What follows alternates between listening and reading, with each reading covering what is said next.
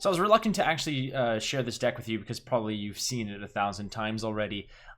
Francesca is quickly establishing herself as tier 1 and gonna probably hold that throne through Challenger until other decks kind of establish themselves and the countering begins to occur naturally in the meta. But for now, she's really damn good, and you've probably seen this deck in action a few times. This was my iteration of it. I want to share it with you. So far, I've been cruising through rank with this deck very, very comfortably. I'm not in pro rank yet, but we're heading down there. I believe I'm just swimming around rank 5 or 6 with it, but our journey from there or to get there has been almost flawless with this deck. This deck right now that I'm playing is 15-2, and the only 2 losses that I've had were against other Francesca decks.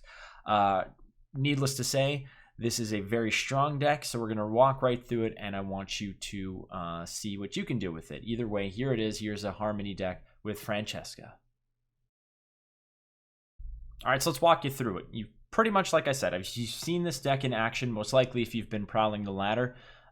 It is a Francesca deck with 15 provision cap. She did get a little bit of a buff, and of course the Mystic Echo is the special ability, which I guess down the line we're going to be identifying decks more so by the ability associated with it rather than the leader.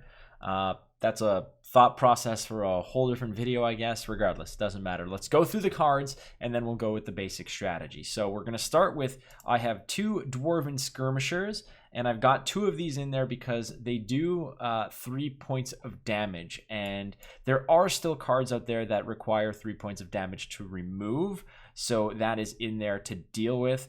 I also have 2 Elven Swordmasters, just some passive abilities in there, some passive damage if necessary. If your Dwarven Skirmisher can't finish something off, your Elven Swordmaster might. 2 Mahag Marauders. Now, these are 4 points for 4, which is pretty much the way to go. And typically the way that bronzes work is that in the 4 provision slot, you usually have a cap of about 6 points of value with a condition. Now the condition on this is literally just time. You'll get the time on those 2 points of you'll get the value off this card up to 6 if you just give it 2 turns to sort of gestate on the board. So the condition for this to hit 6 points of value is essentially non-existent. It's not a condition. The condition is to play it on the board. Bonded, you can get another card out there for a lot more points, and the vitality is a really good piece to deal with as well.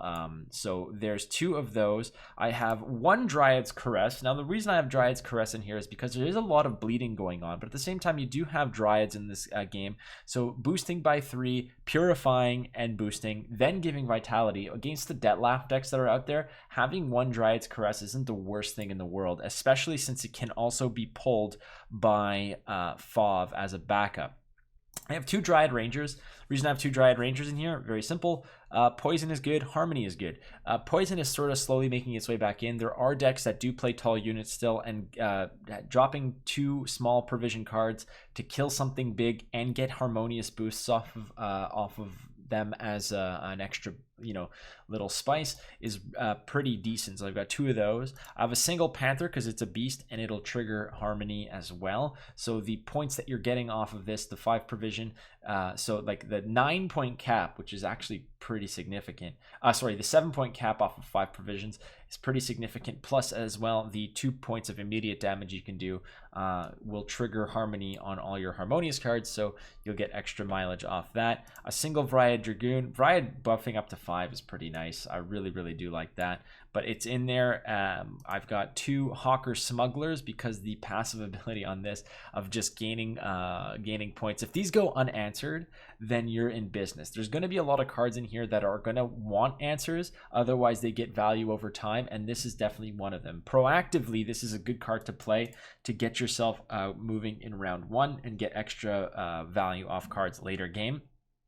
I have a single Crushing Trap for longer matches if necessary. Now this is a card that can go in and out depending on what you're playing. I am playing decks against decks that are kind of going a little bit wider than normal, and even in the Francesca mirror when they're loading up rows in order to go play a big oak, let's say, you can punish it with a Crushing Trap as well. I have that in there. I've got Milva at as a human as well, triggering Harmony.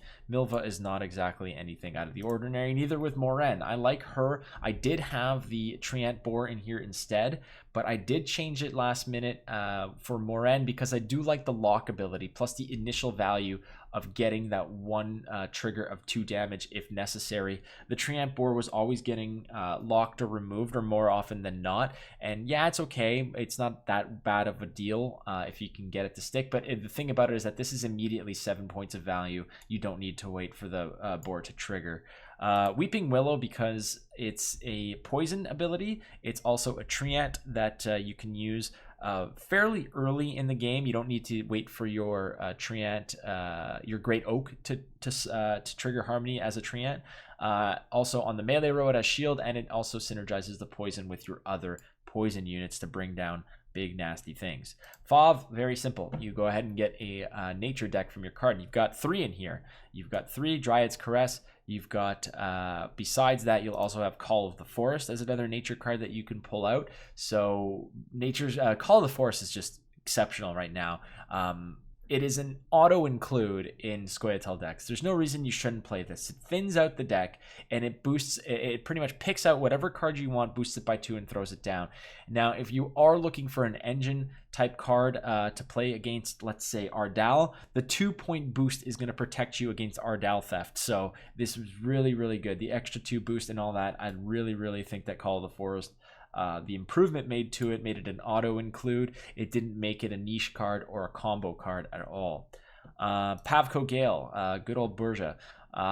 We put him in here. His passive ability of dealing 1 damage was pretty sweet back when he was dealing that, but now he has the extra little joy of doing an extra damage, 2 damage per shot, if you're only controlling Scoia'tael units. Well, the fact remains that Scoia'tael decks typically only feature Scoia'tael units, especially when there's Harmony involved, and that's what we're doing. The entire deck is Scoia'tael units, so do not be afraid. Pavko Gale as an engine to commit to a round that you think is going to go long, like in round 1. Don't be afraid to throw him down there. He can go ahead and really pop off. If he can get 2 shots off, he's already going to provide 9 points of value, let alone anything after that is it's really good, extra gravy. Milan is just a 4-point removal, or you can spread 1 shot around, depending on how your Burja is going to be knocking down targets, depending on how your Dwarven Skirmishers are going to be dealing damage, etc. You might want to spread 1 point of damage around to just clean up some of those kills, but nonetheless, Milan's in there to spot removal some cards that are causing you grief. Gabor because, well, in rounds where you draw him late, well, he can, or in round 3 you play him on the range row and he's got immunity, you can't touch him. There's enough dwarves in here that he can grow if necessary, but if you need to just drop a card in round 2 on a dry pass from your opponent, you can just drop that in there and he'll carry over to the next round, no problem.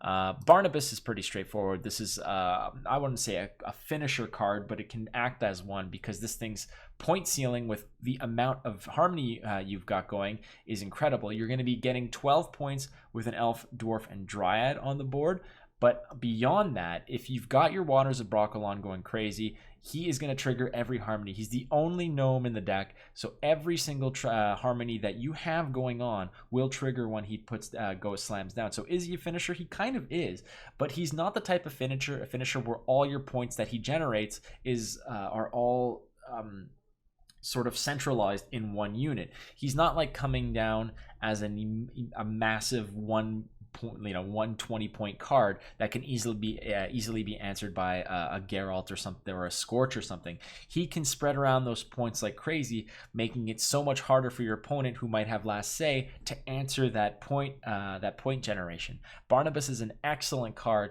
that is able to generate points while dodging 1 card answers. Beyond that, Call of the Forest, we already spoke about. Your nature card with Fauve. Waters of Brokilon. Now, here's a card that just pops out 2 Dryad Fledglings. Now, your ability, your Mystic Echo, is essentially used to double up on Waters of Brokilon. Harmony is going to be great, and you're gonna get a lot of passive ability on this. And when you drop your Water of Brokilon in round 3, suspecting that it's gonna be around 3, and that's gonna come with experience of the meta, you'll know what decks bleed and what decks like long rounds. But committing a Waters of Brokilon in round 1 is not usually ideal. Usually you want to be playing Waters of Brokilon into leader ability, Water of Brokilon again, and go from there. Now, how do we do that? Well, let me just finish this and we'll go through it. But the Great Oak, another Treant, and another very versatile card for either point generation if you want to maintain dominance, or for just lining up a row and going down and smacking around something that's on your opponent's side of 4, 5, or 6 value that you can just wipe off the board. Okay, so there's the deck, and how does the strategy work? Like I said, this is not a secret deck. It's not a personal brew that I'm hiding that is going to take the world by storm. You've seen this deck. You've played against this deck most likely, but I want to just walk through my version and tell you about my list and maybe how to set it up, because you probably maybe have not played it. But here's the list nonetheless. So the way that you want to play this is, as Francesca, her strength is going to come into hitting Mystic Echo on your Call of the Forest twice. There's nothing else in this deck that's going to Mystic that you're going to be able to use your leader ability on, or your Mystic Echo on, other than Call of the Forest, Waters of Brokilon, and I guess Dryad's Caress. But if you're using your Mystic Echo on Dryad's Caress, you're probably in a bad spot as it is. But what you want to do is, you do not want to commit Waters of Brokilon in round 1. You want to use it in round 3 when you're winning the game. Now, if you're in a situation where you feel like you can really push your opponent in round 2 for a 2-0, by all means go for it. But your Mystic Echo is going to be used on Waters of Brokilon in round 3 in order to push that tempo. Now, some people might say, well, why don't you have them both? You use one in round 1 and one in round 3. The reason why I prefer to double it up in round 3 is because you're going to get a lot of value off of other cards, and you kind of want to probe what your opponent is playing. Sometimes they are very committed to beating the hell out of you in round 1 so that they can get the driver's seat in round 3 for a long round 3, and that's totally fine. That's totally fine. And sometimes you just have to figure out, are you on red coin, are you on blue coin, and go from there. If you're on red coin, you have the option of passing with the card still up, so that you're not at a complete disadvantage moving into other rounds. Gabor can very much sort of buy you a little bit more room in round 2 when you put him as a resilient unit into round 3, giving you that head start that you need to come back. And beyond that, I mean, you have other ways of generating points in round 1. Cards like your Elven Swordmaster can generate points. Hawker Smugglers are going to get you passive points, like investment points for later rounds. Things like Milva, I'm not that attached to playing Milva in round 3 if necessary. She can be put down in round 1 as a passive point generation as well. Beyond that, cards like Pavko Gale are going to get you some points as well. And if you really, really need it, if your opponent passes and you think you can steal the round, then go for it and play Call of the Forest. Call of the Forest is not a card that is going to make or break your round 3. Your round 3 is always going to turn into Waters of Brokilon, pass, and then in the next turn, coming back to you, you Mystic Echo Waters of Brokilon, and then play another unit, preferably not a Dryad, to trigger all of your Harmony abilities. And there's all kinds of things that'll trigger it. You have dwarves, you have elves, you have a beast, you have a human, you have a treant, and so on and so forth, and a gnome, etc. So you have various options to really steamroll and exponentially, or make every single card you play exponentially better, because your potentially 5-point Dwarven Skirmisher becomes a 7, 8, 9-point Dwarven Skirmisher every time you have all that harmony on the board. Now, from a control element, just make sure that you're dealing with the cards that are going to cause a crap ton of grief. But for the most part, you're going to have a significant point advantage in that in round 3, based on the fact that you have so many cards that are just growing and growing and growing. So we're going to go through this one more time. And but first, let me tell you, round one, like I said, you want to be dropping things like Swordmaster, Hawker Smuggler. Crushing Trap is not a finisher by any means. It's just a way to punish longer rounds that your opponent might be stacking on. Moren and things like that. Basically, your last round, save some of the bigger stuff. Like, if depends on what your Hawker Smugglers are putting their points into. But Pavko Gale for a long round is pretty good if it's not met with any resistance. Same with, same with Great Oak. But I mean, what I'm saying is Waters of Broccolon ×2 with the Mystic Echo is where your bread is buttered pretty much, because every other card you're going to play is going to make that much better. Milva in round 3 as well. Every card you play, much better, much better, much better. It's going to take some practice, as all decks do, and you're going to be facing some Dettlaff decks, some Arrakis Queens, some Sveiblood, and all this other craziness, nonsense, hyper thin, etc. But I mean, I've beaten everything with it, and decks get harder, opponents get more skilled and more experienced as you progress, but so will you with this deck. So I do recommend that you put some reps into it and see what's what. And I do appreciate you guys watching this video as always, and I look forward to hearing your comments. You can drop your comments right here on the video, and right here in the comment field on YouTube. You can catch me also streaming live on Twitch, twitch.tv/watchflake. Catch me as well on Twitter @watchflake. It is my sincere pleasure. Go ahead, drop some comments. I answer most of what you guys put up there, but I read it all, so I sincerely appreciate everything you do. Be kind to one another, friends, and I will see you very soon. Adios.